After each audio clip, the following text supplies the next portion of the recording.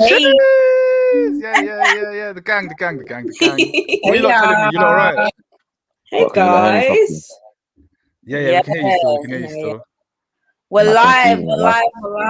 Yeah. No, tell them, man. No, we're good. Yeah. Last week was it come?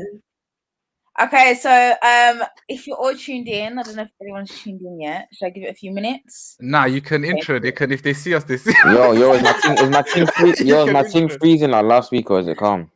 Oh, Billy, I hope this connection's sorted. Welcome back, guys, to Does It Bangs, the wrap-up. We have got someone new today compared to last week. We're going to go straight over to Miss... Hi! energies. Hi, people there. My name's Kaylee Golding, aka your favourite girl from Brum, and I'm so gassed to be here. Last week it was my girlfriend's birthday, so I thought it's kind of peak if I jump on and start doing work. You can't do that, man. You know what? I'd be vexed. I'd be vexed if that I was the girl. I'd be like, what? I know. And the thing is, I scheduled so much stuff in for the day. I low-key forgot. Do you know when you put things in advance? So you're like, I can do that. World, you know what it is? This world is so spontaneous with everything. It gets hard sometimes. So I feel it, man. I've done the right thing now. I've done the right thing. Yeah. Who else have we got in then today? Who else is here? Oh, it's Ebbs, man. You already know. Let me know. I don't have to intro too much. I don't have to do too much. It's Ebbs. I was here last week. Intro, you know. Yeah, huh? I don't have to, man. No. Okay. But obviously, I'm gonna pass it down to this guy over here. They know me already, man. I ain't gotta say too much, man. Billy the GOAT.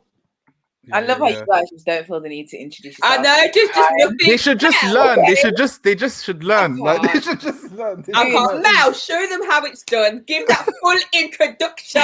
Tell them. So, guys, I'm Mel Grace. I'm repping for Brum with Kaylee over here, which I'm gassed about. You know what? Let's just go straight to the topic. I need to get this. I'm even gonna type my hair back. I need to get this off my chest. Meghan and Harry. I've been gagging to talk about this. You must be. Everyone has been like kind of on that, you know, and it's been crazy. I mean, I seen the socials when it was late, like when it was aired in America, that interview, the socials were losing their heads. Like I thought. So yeah, Mel, let us know where you want to dissect all that, man. Okay, let's start with. Where should we start? Let's just start with the interview itself. Do you think Meghan said anything like? Do you think any of it was a lie? Because I know she got lying and exaggerating certain things. Personally, I don't think it was a lie. Do you know what? I love her, and I feel like the stuff about racism, I feel like that ain't no lie. The only thing that I thought, is that she didn't Google her man. What woman in this world, especially if you're marrying a royal, does not Google their man? I'm on Instagram, I'm on Facebook. That's a CRB check. A CRB check, you know. A whole CRB check. She was like, I never Googled him at all. Sis, you ain't got to lie. We know you Googled him. You ain't got to lie. This is what I was thinking. I was thinking, why would you not research a man? I mean, okay, Americans, fair enough, you might not know fully about the royals as much as we do in the UK and stuff. But there's certain things like, what am I getting myself into with this royal family? Who's the queen? Have they ever had a black person in their family before? I'm going into a white family. I kind of need to know what I'm going to expect and what kind of people. If I can research the people I'm going to be with and the family I'm going into, I will. I'm sorry, I will. But life is tough, man. Because boy, you know how you can research all you want, and you can get like I can be Ebbs today, you'll meet Ebbs today, and I can become a different person in 2 months' time. Do you get it? It's always hard because everything can be so good on the surface. And you can never get the full picture in it. You can never ever get till you're there and you're living it. You know what I mean? That's why a lot of I know you're not standing up for the people that are against Meghan. I know you're not standing up for them right now. No, I'm not standing up for them. I'm just giving you a life thing because how many? I don't know your life experiences or any of you here. Like if you've been in relationships past relationships and stuff how many times has stuff looked so good on the surface and as time goes on it's like, what have I got into? Like, what the hell if I need this? But you still do that pre-check just in case. But you know what it is? You can do that check, but what if the check is fabricated? What if the check is fabricated? Yeah, exactly. You'll never know. You're just never gonna know everything. Wait, so you're like just taking the chance. Check. So let's say you're chatting to a girl now, you don't do any background checks at all. Do you know what it is? Should I tell you why? I never do that, and you'll call me insane, but you'll be surprised how many people lie. Like, it's insane, and I'm never doing that still. You know that what? can be an influence. That can be an influence on your decision. And let's say things are supposed to be all right. Like, I don't know. I've seen it with my own eyes, innit? Guys allow certain influences, and later you find out nothing is true. They haven't maybe spoken to someone. So it's crazy. Yourself, man. There's a lot of liars, and for that reason, why should I waste my time? Like, that's how I think. It's not a bad thing to do research. It's just not for me, innit? I mean, I can understand. If man them see this, they'll kill me. They'll kill me. But yeah, the older you get, I can understand not trying to do CRB checking. You're not. You don't really care about those things. The older you do get, but I mean, it's not about CRB check on Harry. This is different because it's the royals and the stuff. Family and who that's what I'm saying. Who do you think made the statement about the darkness of their baby, their unborn child? Should I be honest? Statement. I'll be honest. I think whoever made that statement must have been intoxicated off illegal substances. I think it's the one that looks like. I think it's the one that looks. Because when you deep it, it's like when you look at Meg and you look at Harry, how are you going to question what color of the skin of the baby? Like, it's very obvious what it's going to look like. No, but there is some documentaries where you have two childs and one's like really, really dark and then one's like really, really light. So them kind of but they're probably far-fetched, but that has happened before in life. Yeah, I'm not gonna lie though. I think I'll be honest, I don't know who made a statement, but like I said, whoever made a statement needs like a rewiring in the brain. Yeah, this is my thing is I think it's the old man. What's the old one? The one that looks like he's died and come back to life 100 times. Well, Philip. Yeah. I don't know why. Because I just feel like it'd be man still. I don't know why, but yeah, man. Well, he can't. You think he can speak? He can't even speak. He can't move. Nah, his he can mouth. definitely speak, man. He can definitely speak. He can't move his lips. His brain don't work. Harry did tell Oprah at the end that the Queen, he wanted to make sure the Queen's name was cleared. That Queen, the Queen didn't say any of those statements, so they did say that. But I don't know. Has anyone watched The Crown here? Right. Listen. Nah. I'll be real with you. You see The Crown, yeah? Let me be honest, because I need to always be honest, yeah? The royals have never interested me. Even when Meghan stepped in, I was like, it's the royals. They don't pay me, man. I work hard. I'm a busy guy. Like, they don't pay, man. Like, do you know what I mean? But when someone recommended The Crown, I was like, raw. This show makes them look interesting. Obviously, I didn't know how close to life it was. But the show is actually all right, like I actually recommend it to people if you are into like the royals, and even if you're not, like I didn't think that show was boring. I thought that show was quite good still. I never cared about the royal family. I was never into it. I never I never really paid attention. But watching The Crown, I feel like you understand. Although it's not a real kind of show, it is based on real events, and you feel like you understand the royal family so much more better. So with the things that, all the statements and the things that are coming out and the way the royal family are moving by releasing these things that Meghan was a bully, that happened 3 years ago, making Kate cry and blah, blah, blah. I don't know, The Crown made me really understand the royal family in real life. Yeah. Right, let's discuss The Crown in detail. Okay, first of all, everything. Wait. Someone explain it to me quickly. Yeah, I'm going to explain. So The Crown is basically like a drama of the royal families. But everything that happens, it is true. So, like, as I watched it, I kept fact checking because I thought, I don't want to believe this BS if it's not true. All of it's true. Like, all of it's true. Like, the guy that burned the Queen. All of it is true, honestly. So then, this is the thing, though. If you've watched The Crown and you know about the royal family, there is so much madness that goes behind the scene. This isn't the first time that someone's wanted to leave the royal family. So when there was a whole king stepped down and left the royal family to be with who they wanted to be with, this isn't the first time. So everyone's acting brand new, like, oh my God, someone's left the royals. This isn't new. It's not the first time that they've had to like change things and do this and that. Not being funny, but Harry's dad didn't want to be with Diana in the first place. Like, do you know what I mean? So all that got fabricated. They forced him to marry Diana. Like, all of it, there's so much speculation and so much this and that goes on with the royals anyway. So it's kind of like, this isn't brand new. It's just brand new to us and our generation. Do you know what I mean? Yeah. Do you know what it is? I'll tell you about the Crown actually that spun me though. I'll be real. Because I don't know nothing much about them. You see the Queen, the Crown makes the Queen actually look blessed. Like, I'll be real with you. The crown, if it's actually like that, the crown makes the queen look blessed. So when obviously her name was trying to be cleared and all this stuff, obviously man only has the crown. I don't know, and we're never gonna really know. We're never really gonna know the insights like that, like what's going on properly. But if it's actually like the crown, then I can't. It kind of makes sense, you know, like. She seemed like she was always some form of like head of reason, like some head of reason. Do you know what I mean?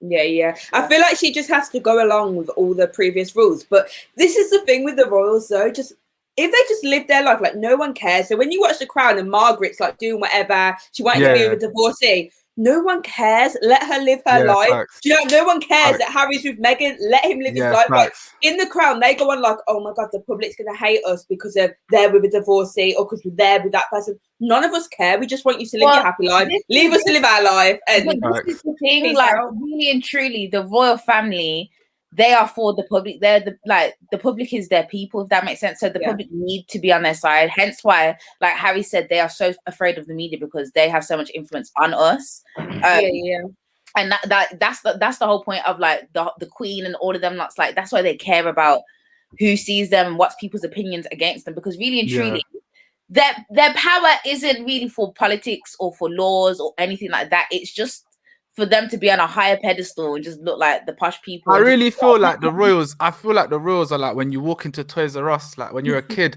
and you got all the toys in the set. They all just stood there like to look nice. That's what I feel like when I look at them. I know that whether that's insulting or not, I don't know. But to me, that's what it's like to someone like me. Like just a family on display. Like.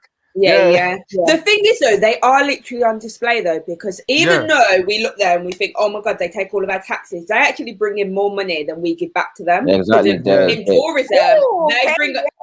I was googling, so I was thinking, how they do. The big tourist attractions, isn't it? Massive. Like they bring in so much more money than it actually takes to have them. I don't know why anyone cares about them. But they're all obsessed. They're obsessed, especially now as well. After all this, Americans are gonna love it. They want to go to Buckingham Palace and say what they want to say. I'm hearing. We have a guest. What? I think bring the guest in. Bring the guest in. I'm hearing we have a guest. What's going on? Yeah. Hey. Listen. Tell us who you are, where you're from, what you do as well. Look, you can promo the hell out of yourself and anything anyone would do. Let us know. Okay, so my name's Maddie. I'm from Wolverhampton, so big up Wolverhampton. And I do singing, and I'm a singer, but I work with kids at the moment, so I do like a lot of youth work with like music and stuff with them. At the moment. Can we get a quick note, just like a quick, like something, little scent? No, I'm just. Okay. I'm not gonna lie. I can do that. I can do that still. I can't lie. I can do that. This isn't about you, though, Billy. Okay. I'm just letting people know I'm a vocalist, but say nothing. Go on, I want to hear it. Go on. It's too late. Most of my time's been a good. No, but that's nice. But guess what do you want to tell us then about about the topic? Like, how do you feel about the interview? What was said? You know, give us like your general thoughts and like what's gone on. Do you know what I mean? Are you conflicted?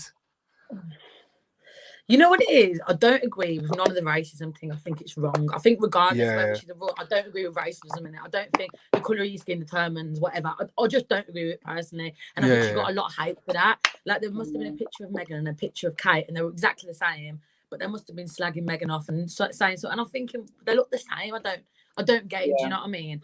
However, with Meghan, she knew what she was getting herself into. And I think she thought she was going to become a princess and it was going to be all this, and she didn't like it. And she runs Harry.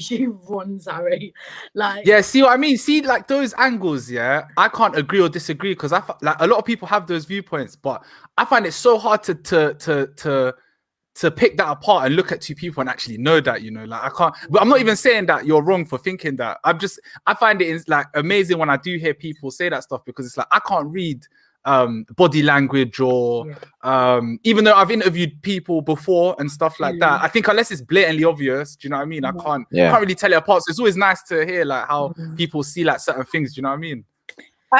Quickly. Sorry, finish your point. Sorry. No, that was it. That was it. And then I was passing it back to the guest. But... Yeah, I was just gonna say because we've got the guests, I want to move on to the Piers Morgan thing and him kind of commenting on mental health. What's everyone's, or should we go to our guest first? What's your opinion on? Go to let our guest. Does Piers Morgan deserve to be fired? Okay, so with that, I think you can't tell whether someone feels suicidal or whether it's mental health. I think, and it's wrong for you as a person to say that, because it's only you yourself can say how you feel. I could look so good, but I could feel so bad. Do you get it? Yeah, so 100. Sit there and say that. Like, who are you to say that? Do you get what I'm trying to say? You're not anyone really. And for me, that was a bit like, all right, Piers Morgan, mate, step down. Do you know what I mean? Chill out. You don't know how she feels inside. You're not her, so therefore don't comment on how she feels. For me, anyway. Yeah. He's just been so nasty about it, but it's because he has personal ties to Meghan, and he's just been so nasty and horrible to her. And it's like, when you deep it, like, that's still someone with a platform that's just going in on a person over and over and over again. And it gets to a certain point that it's just like, no, you do need to go because you're just being nasty now. Like, it's bullying. You know what? Yeah, it's bullying. It literally is bullying. So it's like, get a grip. And I think he deserved to go. Well, he didn't get fired apparently, but we move. Well, apparently he got fired, man. The man necessarily decided to leave, but he got fired from. Apparently, He's had to apologise, isn't it? No, facts. The same way David Moyes decided to leave United. Man got sacked from nowhere. Yeah, I see it. This is don't even associate me with that because I don't know what that means. But Ebs, what do you think about the whole Piers Morgan thing? What do I think, or Billy? Yeah, like what do I think? Oh, do you know what? The Piers Morgan thing. I don't know. When it comes to the mental health thing, I think it's an annoying subject for me. Not because I don't like hearing it, because some people have really been through certain things. So when people come through with certain comments, it's crazy. Like, even me myself, you know, in this life, like with all the stuff I've done and the way I've suddenly, you know, like since last year, come out the blue and I'm doing this, that, the other. No one will know that before then I've been through like 2 years depression. You wouldn't tie to depression to someone like me. It's always extrovert Ebs or outgoing Ebs or this and that. So when people, like, especially a big guy like that, obviously we now know he has no common sense, but it's like, you know, like you come out with comments like that and it's just crazy to me. There's so much ignorance behind it. It's like, sometimes if you don't know what to say, just don't speak. Like, just don't speak, man. Because people really go through. We could be here on this call now, and sorry, this show. Sorry, when we end this show, we don't know when we all leave who's going through what and who goes. We're all just guys on a show that are now, you know, looking good and whatever. So when people make comments like that, it's crazy to me. I feel like it's people like that shouldn't have platforms, not just for the mental health thing, but do you know how big of a following you have? And it takes one day for you to say something crazy that spurs so many people that like to believe you, and all of a sudden we've got like a scary movement. Or I'm not gonna lie. Do you know what I mean? It's crazy. Yeah, I'm not gonna lie. I've never really understood why anyone kind of paid attention to my man. To be honest, every time I see him, it's like even that Good Morning Britain show. I said it the other day. I'm gonna create my own thing called Good Night Africa. I'm done with them and there. It's like, I don't even understand. I don't understand why everyone's paying attention to them and there. Like, they don't make anything for us. You understand? They don't represent us. So it's time for me to represent Mandem. I think he's just controversial and he just gets the people talking. But we have some footage. Let's just enjoy this moment again of Piers storming off stage on the Good Morning Britain show when he was getting told about himself. I think we're gonna play. Yeah, play that. Let's see, because that's when you know someone's wrong. Yeah, boy, he proper checked him though. I was so here for it. If you can't, is the weatherman? Bro, man's wearing a pink tie, bro. How can you rate this guy, bro? That's a pink tie. He's done out here. Oh my days, you're an idiot. Okay. Literally, no sound, get out of the kitchen. But yeah, when somebody leaves like this, let me tell you something. When someone leaves like that, I'm not saying it's everyone, but you know they're wrong with what they're saying. Like, if you really believe in what you're saying and you know what you're saying is right and it has no bad, you'll stay there and listen. You'll listen to what the guy is saying, no matter what I know everyone's patience levels are different, innit? It's not like he was being outright abused. Like, what if Piers has been saying what he was saying? to someone in person then and there, then I'd understand someone walking away. But what the guy was saying, you should sit down and listen. But for him to get up and walk, you can tell like he knows he's wrong. He's not trying to hear it. There's no patience. Like, I don't know, man. He's finished. It's because it's emotionally charged though. Because as I said, like he had a thing for Megan in it, so that's why he's getting so mad and so frustrated. It's all emotions. It's just. Well, how can you walk off on your own show? And you know what's mad? I guarantee you, the minute he went off set, man just sat there. He didn't even go anywhere. He probably just sat there watching the show from the backstage. He called his Uber, got home, got a bit angry. Man just sat there watching the show from the backstage. Weird, silly, man. Yeah, it's weird. It's weird. I just feel so sorry for Megan. And I think what annoyed me as well was seeing certain celebs, like I think Gary Lineker, your football guy, I don't know. Oh yeah. Match of the day. From Essex, they was like, oh, he said that he wasn't able to voice his opinion, and there is voicing your opinion, and then there's kind of like forcing your opinion onto people, and I think that's exactly what he was doing by ignoring people with mental health and go like saying something like that on TV is crazy. Yeah, it's nuts. That's why I couldn't. I never rated him anyway. But my God, man, it's ignorance. Really. Wait. Was that you see that guy that made Piers walk out? Apparently, it was a weatherman. Is that true? Yeah. Oh my days, that's even worse. Man said he left his job over a weatherman. Oh my days, bro. That is peak. But that's how you know you're a joke, man, bro. Man said a weatherman. Man sat there every morning talking about rain, and he's making you walk off on your own show as well. The way you're breaking it down is killing. On your own show as well. Allow it, man. Oh shit. Oh, that's funny. But yeah, big up him, man. My prayers go. Yeah, big up him, man, because that guy, I'm glad, man. I don't know what, but usually, do you know what it is? Usually, a guy like that will leave a show and still have his platform. A guy like that can't have his platform anymore, man. That's what I think. So yeah, man. Yeah. He should replace him though. I don't know. Someone with sense at least. I don't even know. Oh my gosh! Side note. Sorry. Can we discuss loose women? Now, before that though, what's loose women? Before that, guest, have you got any final thoughts? Because I'm hearing you want to do the dashing. You might want to leave. Any final thoughts on any of this of the topics or? I think it's just bad mind. That's what it is. It's a bad mind, really. Yeah, truly. Literally. There's nothing more to it, man. Honestly, you're right. Yeah. It's as clear as day. Megan, she's a princess. I think, she got a bit like, she thought she was going to be this and that, but I think the way that people have handled it with her, like she went off and did a business, like leave her, man. Stop letting her do business. She left her, she could do her thing, and everyone's still on to her. Do you know what I mean? So I just think, left it, but I don't know. Do you know what I can't with that? Yeah. Piers Morgan. How can you moan at someone for leaving a situation that they're not happy with, and then you leave a situation that you can't handle? You are a hypocrite, bro. Yeah, that's mad. Oh, That is mad. Yeah, that's a bit controversial still. The comments are saying that they need me to take over on Good Morning Britain. Fam, I told you I need my own thing. Good Night Africa, blood. It's coming. Don't watch that, bro. Good Night Africa.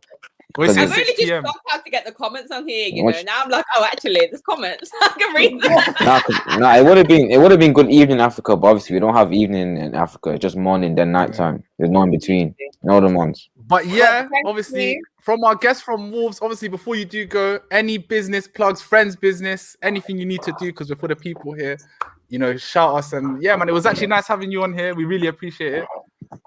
But yeah, hi, thank you. Them know. No worries. I'll see you later then. See you later. Bye. Bye. But yeah, man. What for this week, like? Shall we quickly talk loose women though? Yeah. I might not be able to input much though. I'll explain. So Loose Women is like a daytime show where it's just loads of women. They discuss current affairs and what's going on. Now, one of the women on the panel basically kind of goes, "Oh, I'm sure that whoever said that about the skin tone color, that it wasn't real racism. They was just casually racist. Like they didn't mean it. They was just being casually racist." So everyone's going in because at the end of the day, racism is still racism. You can't be like they're not racist because it was casual. You know what I mean? There was on about the older generation. She was trying to talk about the older generation, saying how it's not surprising to hear that the oldest people speak about casual racism or kind of slip up and say things in like. I don't know how to explain it, but like things that we see as bad back then, it was kind of like casual racism. What's that? Right. What's casual racism? The only way I can explain it is like, say, like when your grandma says something bad and you're like, grandma, you can't say something like that. Like no one says that anymore. Like cussing a race. But what is that? Yeah, but that's what I don't get. Harry said there was a whole conversation though. It wasn't, you didn't accidentally like slip up and be like, oh, how will this? No, you had a whole conversation of concern about the child's skin tone. Like this wasn't no casual slip up. And regardless, like you're running our country, you need to erase that. Bear in mind as well, like the Commonwealth is one of the most important things to the royal family, right? So how can you even have them thoughts when you run the Commonwealth? Yeah. It makes no sense. It goes back to them just being for the people. Like they want to be viewed as this kind of family, but they don't want anyone to have access to them as well at the same time. And I think they're kind of just scared of having anyone that can kind of tear down. Oh, I don't know how to explain it. Their monarchy, innit? Like but this is my issue, because this is like us four here, especially if we're, let's say, going on like in life to do things like presenting and be in the public eye. As much as, because I have this issue a lot, as much as I can be extroverted and it's who I am, at the same time, there's a real introverted side to me. If I have to be out there, I already know that's what comes with everything. So if their mindset is, oh, we're here, but we don't want anyone to do this, that, and the other, but yet you're, like Kaylee said, you're running a Commonwealth, you can clearly see you're for the people. How can you then want to block out certain things and negate, like, you're already in this point, you have to put up with certain things. Do you know what I mean? You can't. You can't just, you know what I mean? The world doesn't, as much as you're on a display shelf and you look pretty, the world still, funnily enough, won't completely turn for you. Do you know what I mean? It's not straightforward like that. That's what spins me the most, to be honest. Like that's how I look at it. It confuses me, but I guess that's people, man. That's the privilege. Let's move on, though. Let's move on. What topic? What have we got? What else have we got? J Hus. Oh, what are we talking? The album, 26 song album. Obviously, he done the Instagram live the other day. Hey, he previewed the tune. He previewed the tune with CB. Bro, that tune is too much for me. The way CB came in on that beat, bro. Yeah, it's crazy. Because I remember I heard the original preview for that, and it didn't really do too much to me, understand? But when I heard it on Instagram live, I lost my mind. I can't lie to you. I almost got nicked. I was in my room. Bro, I was in my room on my own. I almost committed a crime. I said, no, I'll be so serious, yeah. Hus is Hus in it, so I was running with it when Hus was going, but I was more looking forward to CB's entry. And when he entered and did what he did, like you said, my head was gone. I couldn't believe it. I was wheeling the snippet as if it was a track already, because that's what I'm saying. The thing I had anyway was like 2 minutes long, so I was treating it as a 2 minutes 20. One. Bro, I'm not gonna lie to you. Bro, man's got a whole playlist on my phone of just J Hus snippets, and I listen to it every day, fam. I can't wait for this album. I hear you. That's like the days album, of the pirate. That's like pirate days, man. Well, do you think song album is too much, or are you just excited or happy with it? Because should I be honest? Yeah. Should I be honest? If it was any other artist, yeah. There's only a couple artists I would accept 26 songs from, and J Hus is definitely one of them. Because realistically, J Hus, if you look at his career so far, yeah, no one can't name me more than 3 bad J Hus songs. Like he don't know how to make bad songs. You understand? Like his hit to song ratio is unheard of in the UK. And the thing is, like 26 songs. If anyone wanted to fight you on the bad song thing, and pull up songs from years ago, I feel like people forget that songs from years ago.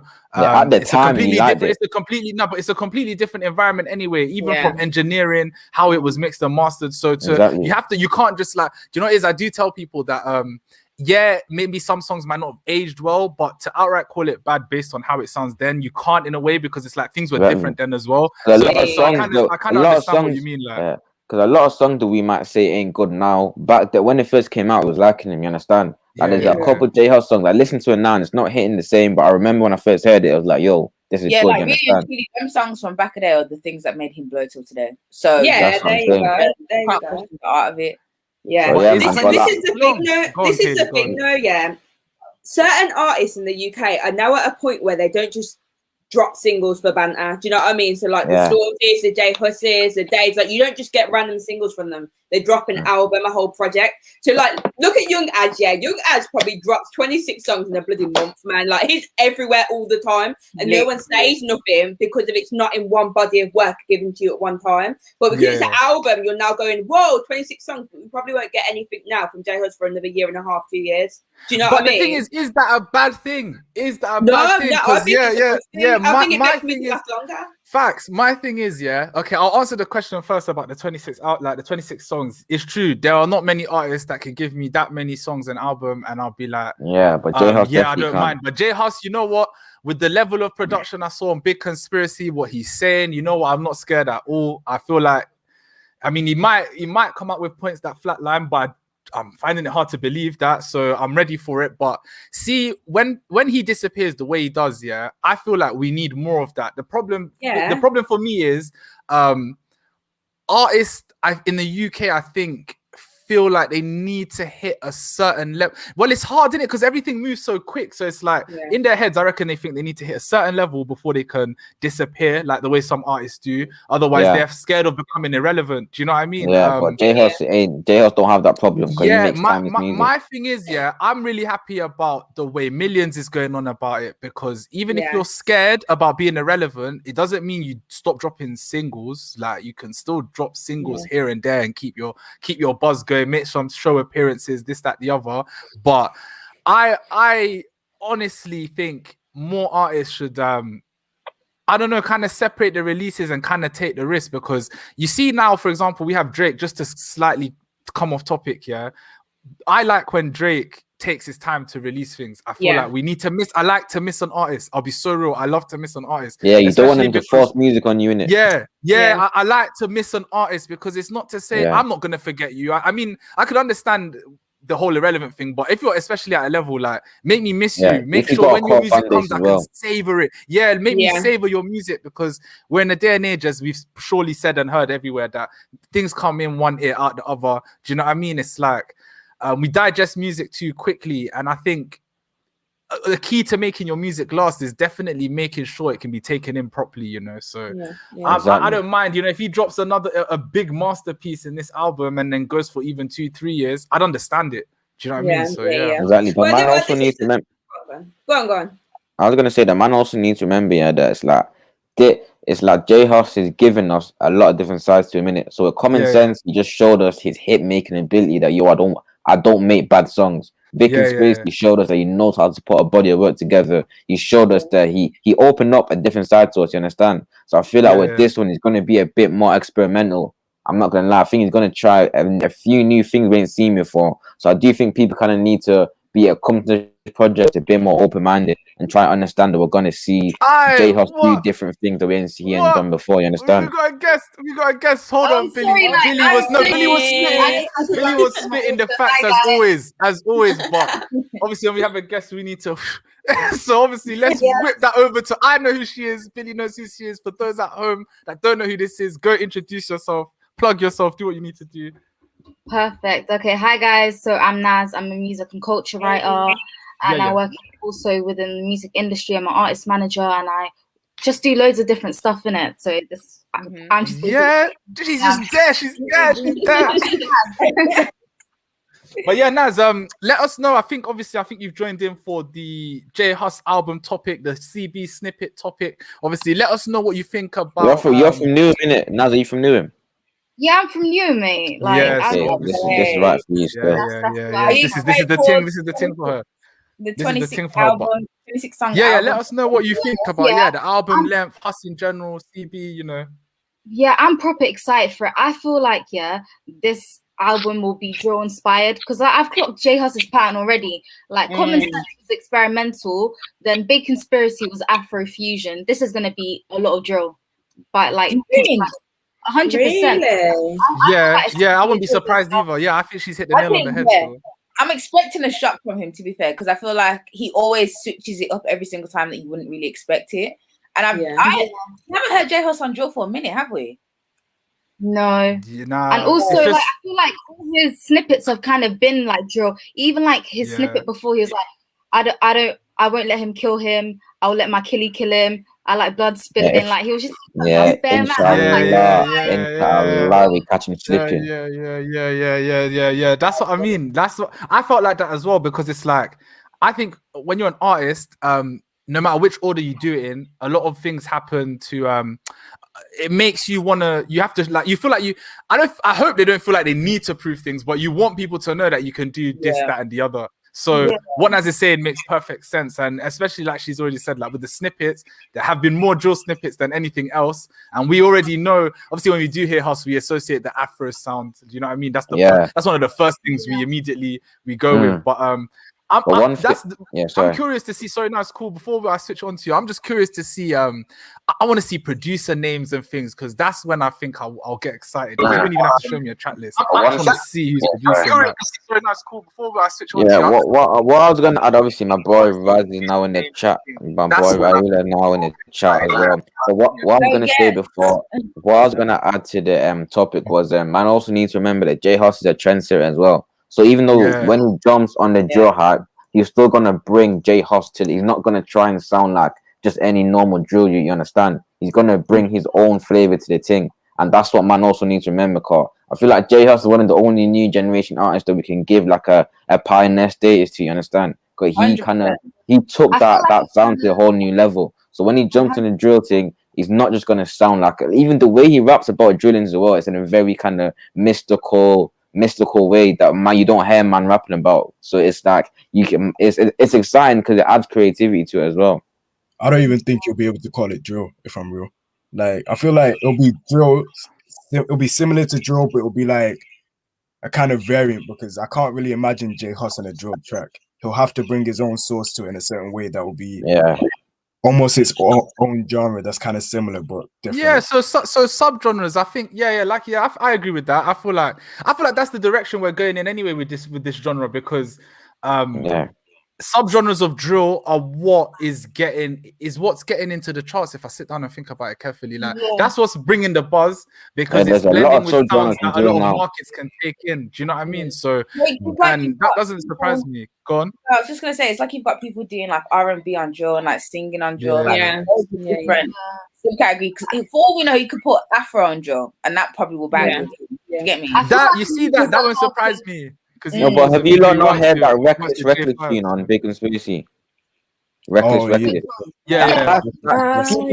People can say that's borderline drill, but it's a completely different sound kind of drill we've never heard before. Understand? Yeah, so I think the direction we're going to see him going. J Hus is like cultural influences. I feel like him and Parsley, they know how to incorporate their Gambian, side into their music. It's the same with Digga D and Millions. They know how to incorporate like Jamaican slang or like patois. They know how to put that and kind of create their own aesthetic or source with the drill sound that they make. So you can say this is their sound. Or even Blanco, when he's spitting in Portuguese, has the sound. He knows how to. Yeah, he has the Brazilian sound, Blanco, in it.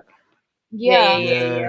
But this is the thing, though. That's how genres stay fresh. Like, if we just had the same genre from the beginning and it was left like that, then we'd be bored so fast. It has to keep evolving and evolving 100%. And evolving. So, like, when we have the Blancos, the Millions, now the J Husses, that I'm sure will put his spin on it. That's how we keep genres fresh. Otherwise, we all would have been over drill. Like, by the time this year ends, we all would have been done with drill. And this is the thing. And this is that. You know what? Kaylee's right, because I feel like this is what other genres are having an issue with. Like, a lot of people know I ride for the trap wave and the melodies, and the one reason a lot of people are saying it's dry or it's quote unquote dead is because there is, and I won't even argue it, because I know when to be honest in it. There's a lot of upcomers which, yes, they do all somewhat sound the same. There are not all of them. There are a good number. I'm saying all the upcoming ones sound the same. That exactly that. There's a good like set that know how to sound different but still have melodies, but it's like people just, I don't know, I like when people, like, we have trendsetters and formulas and things that just deviate from the standard saturation. So this is why I like where drill's going, because it's needed if it wants to stay alive anyway. That's what I think. And one thing I want to point out, like in terms of J Hus as well, I don't think 26 tracks like is a lot, because one thing we have to deep about J Hus, he doesn't have a mixtape discography like that. He's not like Nines, where Nines has bare mixtapes that you can refer back to. Like has the 15th day. So I feel like he's trying to make up for not having as many mixtapes as like a lot of rappers in the game. Like he's like solely an album man. Yeah, that's fact. This is what I was saying earlier though. Like certain artists are at a point that they're elite. They're now playing on a global scale, not a national scale. So they're not keeping up with the UK guys going mixtape.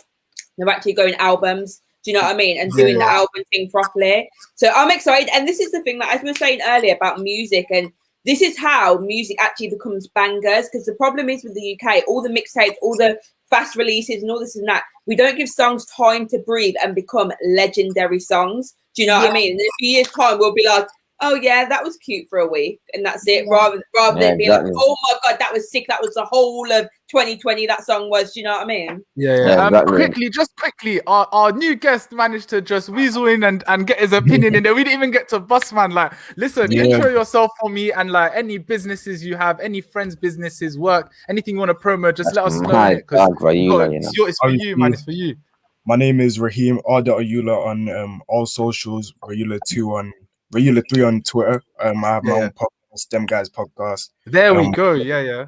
We make playlists on Spotify and R&B, UK music from 2021. Yeah, no, that's lit. What are your general thoughts though on this J Hus album and just the direction? Because you know what, Nas had a really good point about the whole him not having work before. And you know what? When she said that, I'm thinking, I don't know what this J Hus guy does wrong, because I feel like when she said that, the quality control, that means his quality control is impeccable. That's another thing that also just highlights how good his quality control on releases and everything he does is. So it's like, it's actually hard to argue. So, but yeah, let us know what you think, man. Like in general, do you know what I mean? Like in general, for me, anyway, I've had this conversation with Bilal a few times before. I'm a fan of albums. I'm an album guy. I like to sit and listen through them. Obviously it's hard to keep like excitement throughout the whole way, but I feel like J Hus is one of those artists that can manage that, because he, even on Big Conspiracy, the kind of like range he kept in was very good. But yeah, it definitely does attest to his talent, the fact that he doesn't need all of these mixtapes, but his name has never not been relevant. There's never been a doubt that J Hus is the GOAT, if not, like, I don't know anyone who seriously talks UK music who won't put him at least in top 3. Yeah, I'd agree with that, because I'm the same. Like, I'd 100. You have to put him there because there's too many points that we've made. And you know what it is? It's just there's too. Naz's point about the whole discography thing and being able to refer back to music was huge. That and the one Billy made, and we've seen and heard this several times, like how you can disappear, no promo, drop an album, number 1, and not like. We're not seeing people in the UK do that. Like, it's actually mad. I'll have head loss now. Like, my head will go hot right now. No, but Ed, don't let that. You see what you just said? We can't even just skip past that like it's lightly. Because look at Gets. It's not. Gets had one of the biggest album roll-ups we've ever seen, bro. Man still struggled to get number 1. Digga D, probably the most popular name in the country right now, still couldn't get number 1. J Hus didn't even promote his thing. Man tweeted, my album's dropping at midnight. He ghosted. And then he went number 1. We're not. This is what I'm saying. We are not. That's not normal. That's not a normal thing. I'll tell you right now. We are not seeing that for another. I don't know. Maybe 2-3 lifetimes. Not a normal demon, that is crazy. Not a normal I do feel like though timing is something that's important to add to it. I feel like J Hus came around the perfect time. He came in a time that UK rap wasn't really relevant. He came around 2012, 2013, and UK rap, it was popping, don't get me wrong, but it didn't have commercial success like that, and more focusing on American music more. So J Hus came at the perfect time. Like, he was coming at a time that Black Box and Street Stars were a thing. So he came at an incredibly good time. I think he's a benchmark, man. He's a good benchmark. I don't do that. I'm sorry. I'm gonna make a mad statement still. If this album, is on the same level as Big Conspiracy Common Sense, then he's undoubtedly the greatest UK artist of all time. And he already is. I can't fight you on that. I don't think he's. I think if this album is a classic, then he's the GOAT. Like, you know what it is? But the thing is, now hold on. The classic thing, we have to wait because Big Conspiracy still needs time. Okay, but if this album is levels, number 1, if this album is levels and it also hits number 1, I don't know what we can say. I can't argue it. I can't. So if this album is levels, my favorite artist is Pot of Paper. And to me, he will always be number one. But when we have a guy like that doing what he's doing, I can't even come and fight you. Like, it's a thing where if you go Eb step to the ring, I'll be like, nah, I need to back off, man. Like, I feel like, so in terms of albums, there's only one rapper in the UK for me who has like the best discography in terms of albums, and I feel like no one's touching Kano. So if J Hus gets his third album to the top, then it's gonna be like neck and neck for me. I feel like no one else has. Oh, Naz, that's a big Kano. Yeah, but I feel like and hoodies all summer. Like no one's got like a run like that. And if J Hus, I heard that, but I still think that. I'm not gonna lie to you, innit. There's still a couple man personally I'd put above Kano, innit, just on a personal level. Because with Kano, man can't ever say he's not good. He's cold, innit. But it's like people like Nines and Potter and J Hus and even Gigs as well. Man's like fair enough. Kano discography probably holds more weight in it, just in terms of he's got those 3 classic albums. Not a lot of them have. But man also needs to understand the time period that he's had to do that. J Hus has almost caught up to him in like a third of the time that Kano's been around. You understand? So it's like the level is completely different. It's true. It's tough. You know what it is? I hear what Naz is saying. It's tough because if we're measuring things off charts and things, the time in which Kano done a lot of his stuff, like charts and things are a lot harder. Like, you know what I mean? I can't really. Yeah, do you know what I mean? I can't really it's hard to compare the two in my eyes, innit? I feel like Kano will be undefeated for his time. That's how I look at it. I feel like no one like. If we look back, I'll always hail him actually at the top.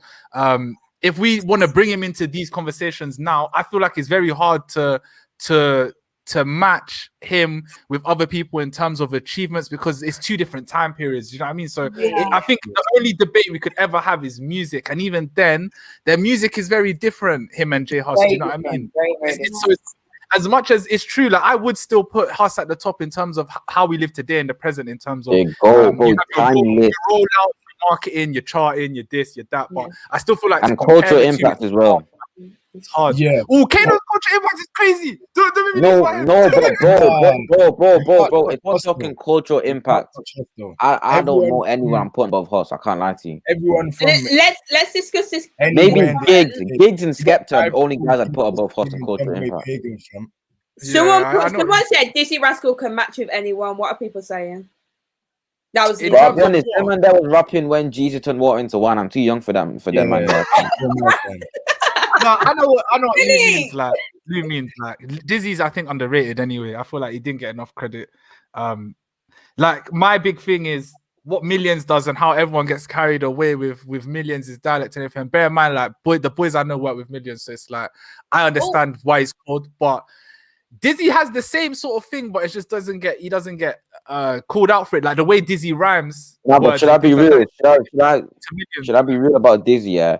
Like man can only speak from man's perspective, a younger generation perspective. Yeah, Dizzy is cold, and man can always tell the way that people of like your age talk about Dizzy. I can tell that his thing is separate. Like he holds a lot of weight, but I don't think he made a good. I don't think he really made I don't know. I don't think his transition into connect with a new generation has been as smooth as it should have been. No, if you look at someone like Gets and Skepta, them man are the people that they have just as much respect from my generation as they do from yours. Whereas Dizzy, like, it's not the same.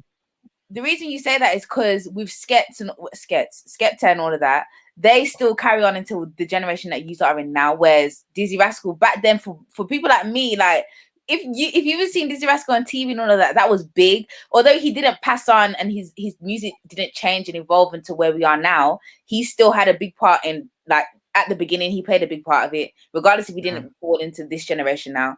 But I was gonna say, because you mentioned Millions, you know how Millions is in Ghana right now. Do you think he's doing a drill in Ghana? Yeah, he has to. Better link. Yeah, everyone's gonna go Ghana now. Everyone's gonna go. Do you know what it is? I'm so happy. Where the Niger drillers at, man? What's wrong with them? Where's my cousins and aunties at? I am so happy as part of Ghana because you don't understand it, yeah. What this does for, it's not even just for Ghana, it's just for I Africa in general, I feel like in Africa, there's so much value in things like the way people look at Africa and try to paint it as like under these these notions of it's this and that. Africa's actually like a golden haven, you know, when you go there. Like when you go to like certain places, it's a lot more beautiful and nice. I feel like it's this version of America. What? When it was lockdown, NSG and them lot were there doing what they're doing. Everyone's good. Stormzy, we can even talk about that in a minute. Like he's just done a remix, I think. Yes, Stormzy, you know what I mean? Definitely changed the game in that one. What? And the verse is cold as well. Yeah, and you see when you admit, but all their favorite artists, we all come from Africa. Do you know what I mean? We take most of our influence. We wouldn't be the same people if we didn't have those roots, 100%. And therefore the music that they love so much wouldn't exist. 100%. 100%. Like, obviously, we saw that. What do you guys think about the Stormzy song? Obviously, not everyone might understand. Cold, man. It's cold. Like, I can't lie. It's Stormzy tell that verse, but it's like, a long verse. I'm kind of jealous. Cause I wish there was Nigerian, man. I'm like, yo, where's all my Nige drillers at, man? Where's all my Lagos shower man at, fam? You know what it is for me in terms of like Nigeria, like in that sense, I feel like Nigeria could really take a stronghold of the Afro scene and bring back the Afro sound to a big level. I feel like the guys from the UK, right, that thrive off the sound that people think is somewhat dead because we've had lockdown, the stoppage of events and everything. I don't know the ease. It's obviously more difficult than we think if it's not happening because either they're not trying or it's more difficult. I feel like if they reach to abroad and try to make the sound there, you'll be surprised how quick they could have a global success versus sticking with that sound over here, because the way it's received abroad during all times of the year is insane. Do you know what I mean? So yeah, man. But in terms of Ghana, I'm happy because even you have 100%. Dr. Bates hosting, you know, the Undo song where it's got like Armz Korleone, you got Mimi the music blogger on there, you got like a couple people there, and you know that sort of a link up could hint, you know, at a bigger project. I just like where drills go, the way drills going everywhere, not even just in Ghana, just you hear it in Italy, you hear it in, you know what I mean? There's been funny snippets where we love Irish guys as well. Island as well. I know. You know what I mean? So obviously people might not even know this about me, but man's Irish still. I was born there. I lived there. I lived there till like 15 or something. So yeah, man, when I see all my brethren doing the drill thing, it's like, yeah, man, shout my A92s. I'm not A92, sorry, AV9, sorry, that's the, AV9, you know me, I like to look out. How can I say the wrong set? We got a playlist soon, don't worry, it's a secret thing, but we've got Irish drill on there, even names that you haven't mentioned, because I like to really help everyone from Ireland. We got AC from the 7 as well. I didn't want it to be a London thing, I wanted it to be the whole United. So yeah, man, big up Ireland. Yeah, even Australian, even 1-4 doing their thing as well. That man hard as well, man. Like, yeah, man. I almost more than English drill at this point, because I feel like I almost enjoy international drill more than English drill at this point, because something about the way the dialect just hits different and all these different accents, it kind of like it, because it feels detached to it. Here I feel like I know these people, like, but when I'm hearing stories from abroad, I'm like, rah. So these men are really living that life. Do you know what I mean? It just feels more real to me. I don't know why. Because even with the Australian youth was a mad thing still. I never knew they had gunman like that in Australia. I was like, rah, I thought it was bare kangaroos in that. I was like, rah, like, man, are really beefing that on the mad thing in Australia. That's crazy. I think the way we're reacting to them lots doing drill, like people abroad in like Europe and Africa and all of that, it's the same way Americans was reacting to us when we started doing drill. Yeah, and then I was thinking, wow, people in the UK know about chinging and all of this. It's not just being crumpet. And I think about when you hear people speak or rap or something in another language, I feel like it hits harder, even though I don't understand. Yeah. So wait, what are you guys? I'll start with Kaylee actually. What do you think? Like, should the UK be doing more crossovers with like basically international artists? Because funnily enough, if we've got obviously the single previews from Vades, we've got what Stormzy's just done. There are some artists, obviously maybe not as big as others, that sometimes post snippets of them collabing with Dutch artists, American artists. Central C had a really good drill track recently with, I think it was an Italian artist. Bro, what's his name? Absolutely spazzed on that song, and I thought, what? Like I can't remember the name. Soul's linking up with one Italian driller as well. Yeah, I seen him so on IG today. Kaylee, I'll start with Kaylee. What do you think? Do you think it's good? Like, or sorry, do you think like we should start branching out even more? Because I don't know if it's like we're helping people thing, but I think it's kind of nice because you can clearly see the impact we have from reaction channels as well, from America and everything. I feel like the eyes are actually on us when it comes to the music scene, whether we like it or not. Like, so how do you feel about that? Do you think we should be doing more, keep that going, or do you know what I mean? Keep it in house. I think we're helping ourselves, like as the music industry. It's better if I don't know, I feel like the UK scene, we kind of seen ourselves as only a UK scene, so we'd always be like UK music, that's it, and we didn't really include anyone else. We just saw ourselves as only UK, and even that, it was kind of very London, and then you might have someone from Brum, you might have someone from Manchester. It wasn't inclusive of everyone. But then we've seen when people want to go abroad and do the most, like look at Afro B, his song went massive, but that's because he took time to actually go and tour the song and go out there. And I think the UK artists need to do that, because even when we chat to them and we're like, who would you love to work with, they'll always be like, oh, J Hus or Stormzy, big people in our country that don't go, oh, actually I'd love to collab with this person, that person, this person. So I think it will change the mindset of UK artists to go, no, I'm actually going to do international, and I'm not just going to say, oh yeah, I want to be massive in the UK. That's where the real money's at as well. That's where the real money's at. Do you know what it is? I was going to say, before I even ask about everyone else's opinion, I was going to say the world is so much bigger than we think, not just in music, whether you do a podcast, whether you do a business or whatever. Looking at the bigger picture and stretching global helps a lot, because where you might be, I know because me especially, not everything in this life is about taking off and blow. It's all has to be genuine in the process. But where someone might not appreciate you in this UK, you'll be surprised. Like, you can now stretch your audience or do something in France, for example, and that whole growth or appreciation you're looking for has come a lot quicker because you've actually just expanded your audience. Like, so what do you lot think about that as well? Like, Billy, can I quickly just add in? And the thing is as well, so even if we look at Young T and Bugsy, Don't Rush, like, we loved that song. The UK, we loved it.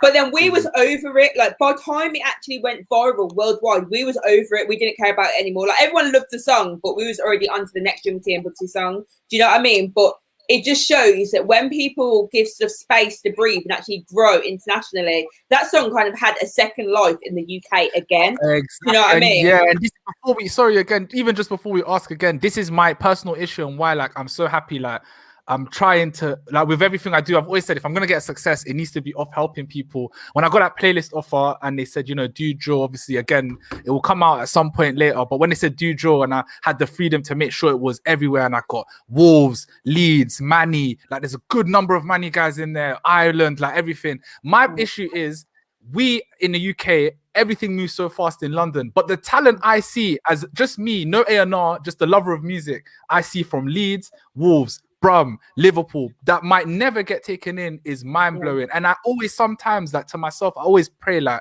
I hope they think about the bigger picture, because I don't think we're ever going to escape this whole all eyes on London thing, which is annoying, obviously, but we might escape it. You know, with people like us, we can have we can make platforms, do stuff and things like that. But I hope they don't, like, just think, oh, because they're not completely been taken in here, it's over, because they could literally take their sound to France, like France, and they've opened the door, and now the UK is taking them in because they're being taken in somewhere and going viral somewhere else. Do you know what I mean? So, man, what do you guys think about that? But for me, I think it's just a matter of time. I'm not gonna lie to you, because let's not lie, drill in general is not even a new thing. It's like, it's not a I was gonna say it's not old. It's not been around. It's been around for less than 10 years. You understand? So it's like it's only recently started developing and becoming international. So I think that if we give it just a matter, we don't have to force it and make everything happen ASAP. You understand? If we just kind of let things kind of happen, let people get introduced to certain people, it has to be organic. You understand? That we don't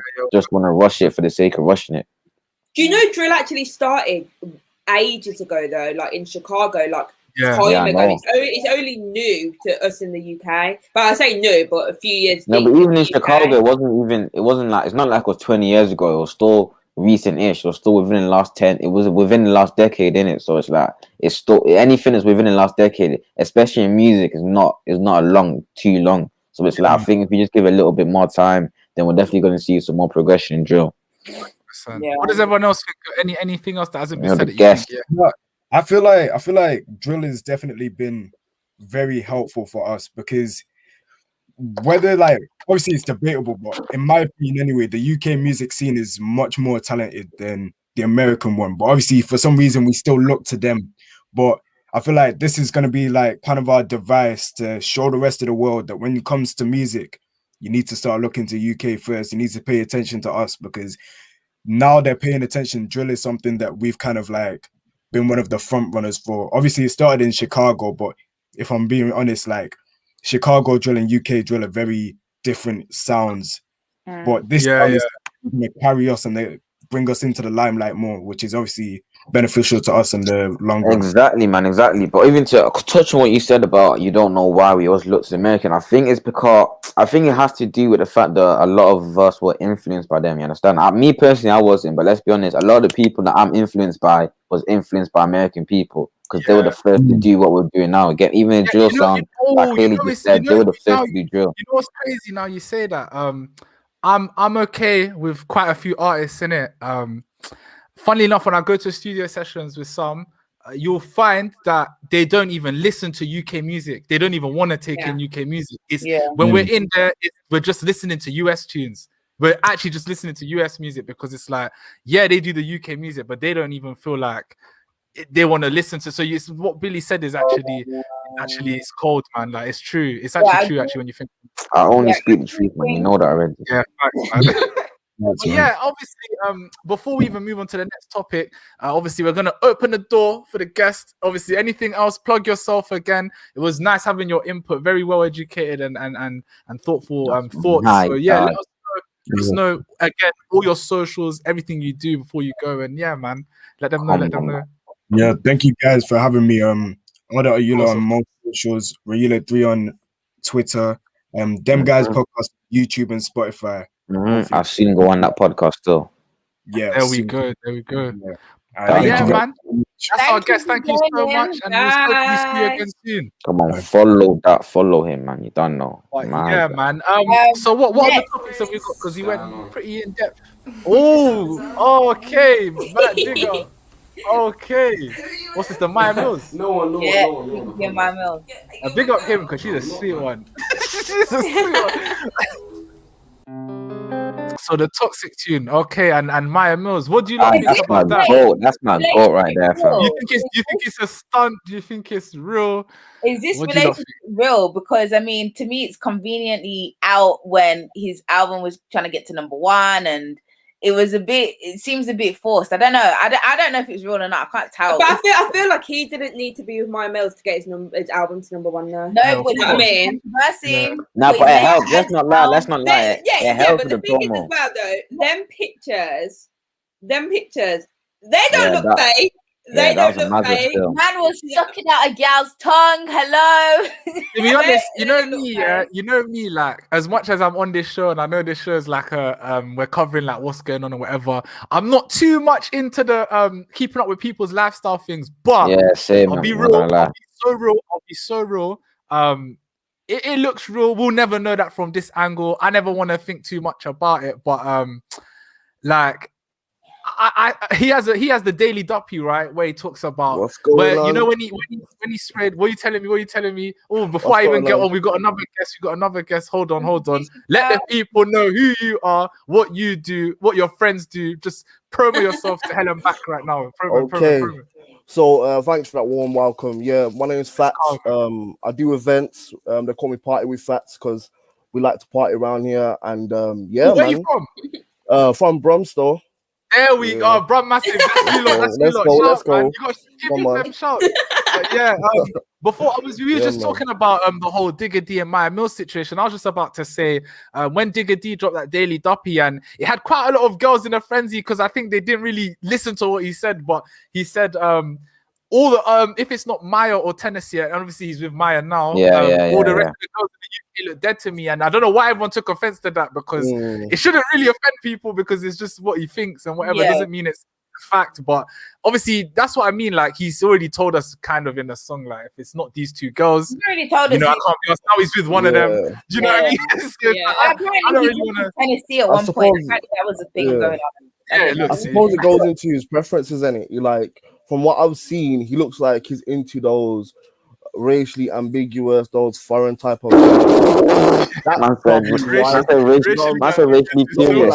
That's probably like his type. So when he's saying that, maybe the song's right. Maybe he's toxic because like to just say that, knowing that you've got a group of fans, a group of girl fans as well, and you know they're going to be heartbroken with them kind of words.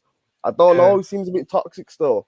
But I feel like that's why people like him now. I feel like Digga D, he seems troublesome, and that's what makes people, like people engage with that for some reason. Like, I don't know. I don't know what it is with him. Women love that because you see women, I love you all. I love you all. I love you all, yeah. Women are not. Love that shit. Like, women love that shit. I'm so real. Listen, girls love a bad boy. Girls love a bad breed. Someone that's insane. Still.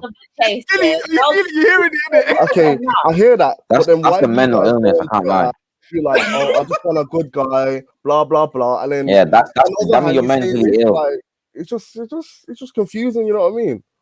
Nah, I'm sorry. Everyone's got their preference. You lot in the chat. Women in the chat and even the man them, because you know what, I don't mind if my girl has a bit of attitude. I'll be real, I like a bit of arguments. That's not like not all the time, but I just, you know what I mean, I like a bit of Eb, don't even like Eb. What's wrong with Eb, man? Like, you know what though? He's young, he's got money right now, he's got all these girls that are onto him, so he's playing on the stereotype that he's kind of like advertising himself to be in it. And I'm not hating on it. I think it's quite funny. I think it's interesting. I think he's always gonna have these girls onto him. It is what it is, isn't it? If it's true, just play with it and go with it, innit? I'm just surprised that he's in a relationship. I'll be so real, like I said earlier, it's not really my thing to be so into others' lives, but they look all right. They look happy. They're cute. They're young. You know what I mean? Digga's just he's got good success with the tape. Do you know what I mean? So man. I feel like a good. Oh yeah, I know that. But I feel like a good That's question. The big factor. I feel like a good question is he actually toxic himself, or is he just putting on that portrayal to suit the rapper type image? You know what I'm saying? Because some man might say, "Oh, I'm toxic. I don't care this and that," and then Tutu's at home crying on the phone to that girl. You know what I mean? So you never know. Like it could be. I think he's definitely putting on the front. I don't think he's funny. Obviously come out of jail, like I can't remember how long ago, but he did come out of jail, and I think he's just going through the motions, and it like he's had the player life. Okay, now try the relationship thing. Get the baddest girl that's on Instagram now. Like if he can do it, I can't tell you if he is a toxic guy in real life. I could never tell you that, but I mean, we can't tell with anyone though, innit? We can't really tell with anyone. Exactly. But I definitely think play with it and just run with it. If it works, it works. If it gets sales, go with it, man. Yeah. But yeah, man, I want to also low-key move on because, like I said, we can't really judge much with these two because we're not friends with them. We're not in their life. Wait, before we move on, can I ask another question real quick? Do you think that the UK has got some weird obsession with glamorizing toxicity, as you would put it? Oh yeah, I think that's the whole. I don't think that's just the UK though. I feel like it's the world, man. My issue with that is I just feel like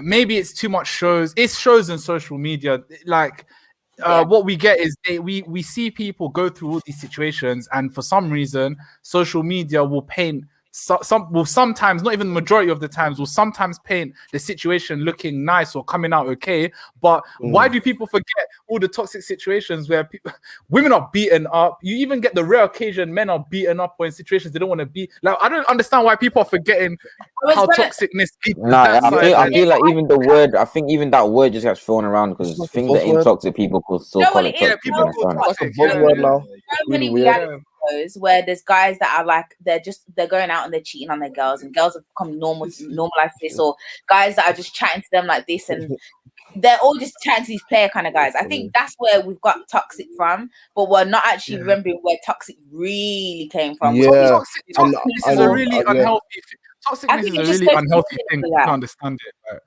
Do you know what I mean? My thing is I put the word toxic on the same level as invest. Like, I'm sick and tired of hearing both of them. Like, invest in toxic. If you know do them not ones. see, You know them ones. crazy. I can invest in my thing. I can help you make 200 bags. Where's your own 200 bags? You want to help me? Help yourself. Help yourself before you help me. Know them, man. Man, Know them, man. That's my viewpoint on that anyway. But yes, what's your opinion on your own question as well? Like, because you've asked a good question. What do you think? Do you think we are idolizing toxicity?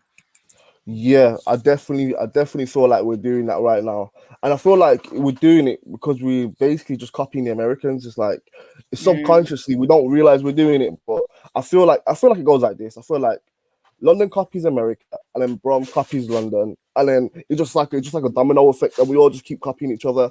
But it originally starts from America, you know what I mean? So yeah, I feel like it's a weird phase, and I feel like people are confusing the fact that toxic. It isn't sexy. It isn't like all this. Oh, it's so hot and all this. It's not that. It's like, yo, you're gonna have bags. You're gonna be stressing out. Your man's cheating on you. You're cheating. You got commitment issues. You're gonna build insecurities. It's deep, you know. I think people get confused. Like, toxic as in such as like a guy being controlling or guys constantly asking where I am. People get confused with that as like, oh, they really love me or they really care about me. But no, honey, it's kind of like an obsession, or like you're just like an object to them, really. Like, that's where people are getting it lost, where it's not emotions, it's more of like controlling and narcissism and all these other things, not actual emotions where they care for you, if that makes sense. I fully hear it, man. No, but yeah, I do think that the reason you said about us having not even me, but in general, people having a weird kind of thing when it comes to toxicity. I think like just in general in life, people seem to kind of glamorize negativity in general. You understand? Like, even when it comes to the road thing, people love listening to a man rapping about doing a mad thing. You understand? Like, just in every aspect of life, negativity is always going to be glorified. You understand? So when it comes to relationships, can't really be surprised when everyone's kind of trying to do the toxic thing. It's like it's just Mandem don't help because you are all talking about I linked a girl and like she gave me the sloppy's head and I dashed her away and like I'm not my name is really not you. Dashed her away and I blocked her. Like what? I do hear it's it. all just part of like the entertainment world. Let's not let toxicness turn us into toxic people. I want to talk about obviously the Armz thing. I'm not a fan too much of everyone's lives and that whatever, but I see a video. I don't know if we have the video actually, but Armz actually signed a contract to fight this bouncer guy that I think we spoke about last week. When I saw the video, my hands on my head, I thought I can't believe this. I didn't think it was gonna go through, but the man weirdo, though. 300,000 is quite a lot of money. When I saw that, I was like, wow. So these guys are really, really trying to get that bag here. But anyways, guys, sorry to interrupt, but I've got a goal now. But it was really nice to meet you, and it was love. I love pulling up, man. Yeah, man, it's love. But thank you. Yeah. What do you lot think of all that? Because me, it's obviously all a show and whatever. The whole UK is still gonna tune in and whatever. But yeah, what do you lot think of that, man? I don't even know what to say about that one. There, I feel like obviously they're making the bread in. The man can't really hate on anyone that's trying to get the bag, to be honest. And it's like they're both one guys. They're both gonna draw on a big audience. But my thing is the undercut. My thing, I tweeted this on Twitter. I want to fight the winner, fam. I don't care. Whoa, we have to market that because Billy, I'll train you, man. I'll train you. I don't need training. I don't need training. But you're gonna just jump in. You're lying. I'll get a throat, fam. I don't care about boxing. Yeah, what do you guys think of that? Because do you know obviously what? now it's all entertainment and yeah. I wonder whether actual boxers though kind of see it as a piss take. Do you know what I mean? Because boxing, you have to really train. Like, people dedicate their whole life to it. So I wonder on there, because we see it as banter. Like, I don't really care. Do what you're doing. Enjoy. Get your bag. But I wonder whether boxers are like, are you taking the piss? Do you know what I mean? Yeah. I know what you mean. Mel, what do you think? I'm excited to see the fight. I want to know how it's gonna go down. I genuinely could not tell you who I think is gonna win. I'll probably lean more to Armz simply because I feel like he's just got more energy and he's more quicker on his feet, even though he's a big guy. But I don't know. Like, I'm here for it either way. I think it's good for the culture, innit? I don't think we've seen anything like this. Nah, like I said, I think they're both equally wet, and I want to punch out the winner.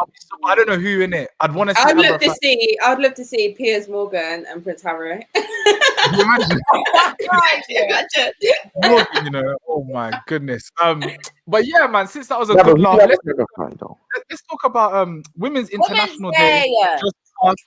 I'm very massive on that because my thing is, from the mothers to the women in our lives, even teams in the business side of things that I'm doing, I feel like teams can't run without women. If your team don't have a woman, it's weak. That's what I think. Maybe not everyone, but they don't know how important they are. And so salute you lot. Do you guys do anything like host anything special, make anything special? Obviously, we saw Mixtape Madness. Big Up Assemble Agency launched a women's freestyle platform, you know, and they called it the Succession Freestyle, where obviously you'll get an artist come on and they'll do their thing and then they'll nominate and call up someone at the end and they'll come and do it the next Monday. So obviously we have something like that. I feel like a platform like that should have been done years ago, but obviously we're just happy that that's a thing now. Any standout things that happened that you lot saw or that you lot have done, you know? Before we say anything, I think Kaylee, I think we should talk about some of the things that you posting today about women in radio, because Kaylee's very deep in the radio industry and I'm more like in the music industry, and I think seeing some of the statistics that you brought up, Kaylee, was like, right, and I have these conversations all the time with like women and like music managers and stuff like that, and it's just so crazy and it's frustrating as well, like to keep having these kind of conversations. But I think you should mention some of the things and some of the facts that happen in like the radio world for females. Yeah, I'm down. So for International Women's Day, I did a massive research project with Women in Control, and that's run by Lethal B's manager. And so we basically just did a massive survey of loads of women in the industry, and this is from grassroots to heads of stations and that kind of thing. And yeah, the stats are mad. So like one of them is 70% of women feel like their appearance has had an effect on their job opportunities. So basically pretty privileged. Which is mad, especially because it's radio. Like, one, no one can see you, and two, it's just kind of like, I don't know. I feel like women across the board sometimes you do get that pressure to be like, oh, I need to look like this, I need to look like that. It's mad. And then 39% of women have felt unsafe at work, which is mad. You should never feel unsafe at work. I'm so damn big on that because it's a place you wake up every morning, and you travel to go and do something you love, like providing obviously you love what you do. Obviously, if that's not a goal for everyone, I feel like that should be a goal for everyone, like end up in a place where you enjoy what you're doing.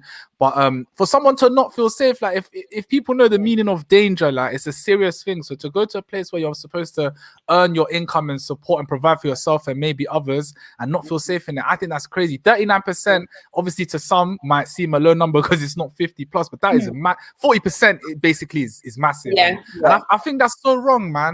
I think that's so wrong, and especially in the industry that I guess we're somewhat heading into or we're already in. I just feel like I don't know why that stuff's so consistent and it burns me, but it's sad to hear sometimes when you get those statistics in research, man. If I'm being so honest.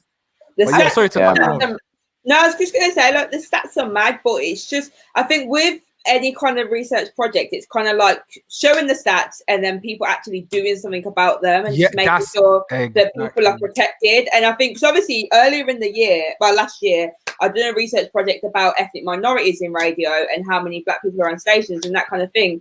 And I think people think when I'm doing these research projects, it's just like, hire more black people, hire more women, and I'm not saying that. What I'm saying is that when you have them in your building, make sure you're protecting them and making sure we're safe and making sure that we just looked after and we don't feel like discomfort or unsafe or anything like this. This is my thing, This is why I'm so clear and transparent. Like when it comes to me working with anyone, I'm so big on, and I don't care who you are. Like if I don't feel like it's like that, then I can. Do you know what I mean? I will move. Like I feel like businesses need to, and especially music. It should be everywhere, but especially music.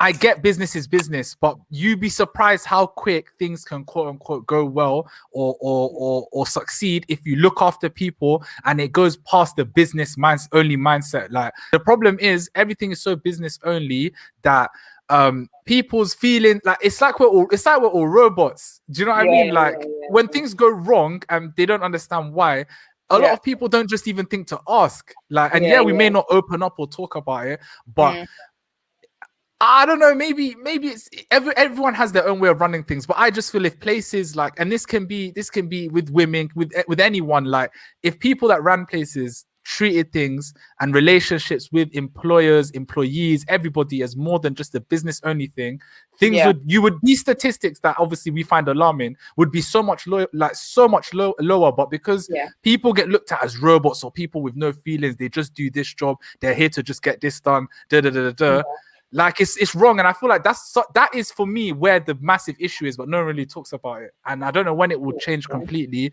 I feel like what needs to happen is new businesses, new things need to rise, where when they put that formula into place and they see those people go to the top and they go and ask, oh, how did they rise here? And then when they talk about, no, we looked after everyone, I feel like that's the only time you're going to get a change. But till then, whilst we have people that don't care about those things at the top, it's going to remain the same. Do you know what I mean? Yeah, I think that's a problem.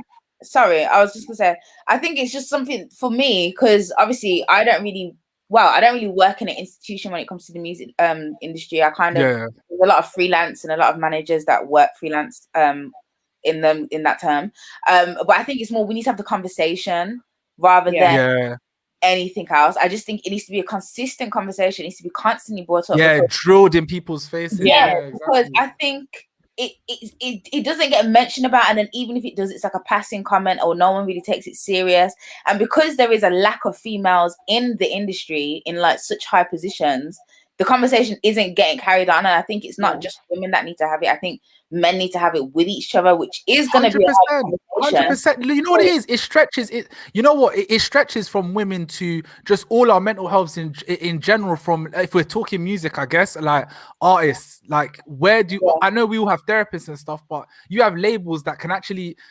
It doesn't take as much money as you think, you know, to set up like a mental health group within a label that every artist and every employer and every A&R and everyone can turn to, have weekly meetings or just there's so much that can be done. But because because we're in a world now where if you do the bare minimum and it's okay, it's fine, that's where no one cares. But it's like you said, I feel like these convos need to be consistent. And even if we're having it on a platform like this, like or it happens on other platforms, like those things need to happen for things to run smoothly and change. Otherwise, if it doesn't, we're just going to be in the same loop of scaringly, alarmingly stats and things happening to people and this, that, and the other. So I agree completely, man. Well, this is the thing, though. Like with the creative industry, obviously, like it's so competitive, and one of the biggest issues is that people in power and people even that aren't in power as well think that with women they can sometimes do sexual advances, and people feel pressured to be like, oh, I'm gonna flirt, I'm gonna do this and that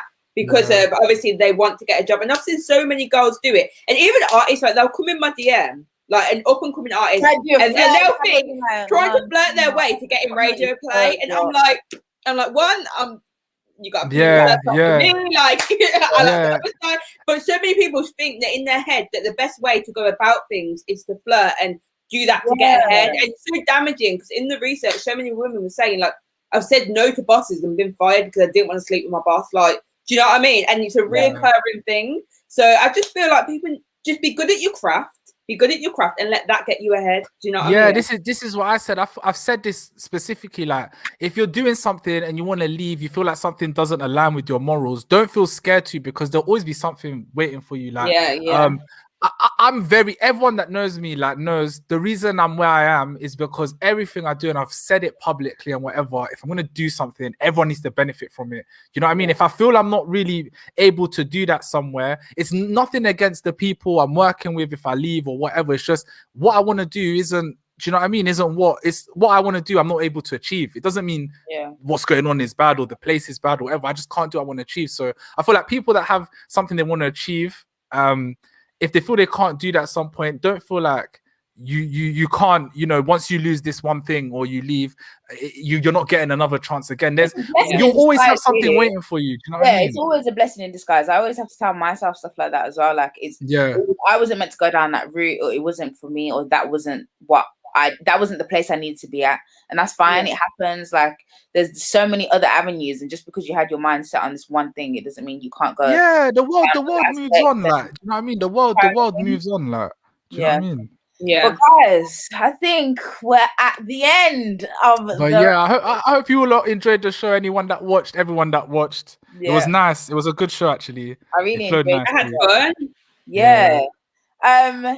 Thank you all for tuning in as well. Please come back next week as well. Same time, same place. Remember as well, if you do join, there's always the link pinged in the comments. So if you want to join in and have some insight into the topics that we're talking about, feel free. But I've been Mel Grace. It's been Ebbs. Ebenezer FTP everywhere. Really the goat. Yeah. Please check out all our social medias as well. Does everyone want to say their social medias as well so everyone can check us out? Yeah. I think we've even got a sign up video of our socials. But obviously, before we do that, guys that are watching, make sure you like, share, subscribe, because this is on YouTube still. Make sure you visit the Does It Bang Insta pages, the Twitter pages. They are, more interactive and active on Instagram, but it doesn't hurt to follow on the Twitter as well. But yeah, man, our socials is Ebenezer FTP everywhere for me. Twitter and Instagram. I don't have Snap, but yeah, on to you guys. Mine's at Mel Grace on everything, at Mel Grace XX all over and everywhere. So please check me out as well. Mine's just at Kaylee Golding on Insta, and then Twitter at Kaylee Golding _. That's all. Billy the Goat 17. There we go, Billy the Goat. Is that everywhere, Billy, or what? What's that on Twitter, Insta? Yeah, Twitter, Insta, Goat 17. Okay, but yeah, man, that's all from us, man, and yeah, till next time. Next week, Wednesday, 8 p.m. Don't forget it. But yeah, man, that's us. I really got a video. I really got a video for us though. Yeah, the sign out. There it is. Look, there it is. There. We even need to say our things, but say 9. But yeah, man, we'll leave. But